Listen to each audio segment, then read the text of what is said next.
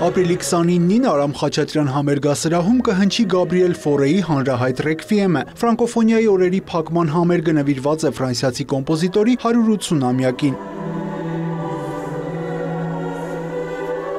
Հայաստանի պետական կամերային նվագախումբը, Հայաստանում Ֆրանսիայի դեսպանությունն ու Ֆրանսիական ինստիտուտը համերգը կազմակերպել են Կրթության, գիտության, մշակույթի և սպորտի նախարարության աջակցությամբ։ Ներկայացնելու ենք մի քանի ստեղծագործություններ նվագախմբային, երգչախմբային, ունենք երկու մենակատար, Հաշոտ Աղանդարյան բարիտոն եւ Էմանուել Կիմենտոն Ֆրանսիայից, ով հատուկ այս ծրագրի համար է ժամանել։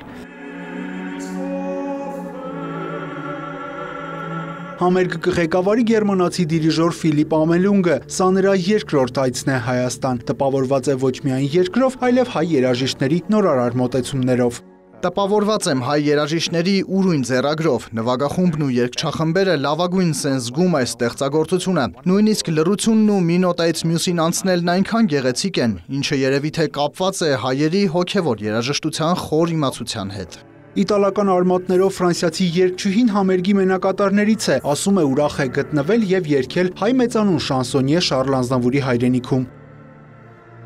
Երգելու եմ արիայի ամենալուսավոր հատվածում, ուրախ եմ, որ մեզ արտիստներից հնարավորություն է տրվել ծանոթանալ տարբեր մշակույթների հետ, լինել այն վայրերում, որոնց մասին շատ ենք լսել։ Հայաստանն այդ երկրներից է, Ամելունգի հետ աշխատել եմ 2 տարի առաջ Գերմանիայում, խստապահանջ է, բայց վերջնարդյունքը բավական տպավորիչ է լինում։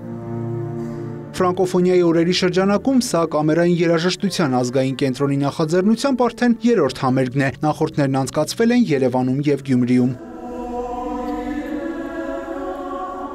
Յուրա Վահանյան, Արման Թովմասյան, լուրեր։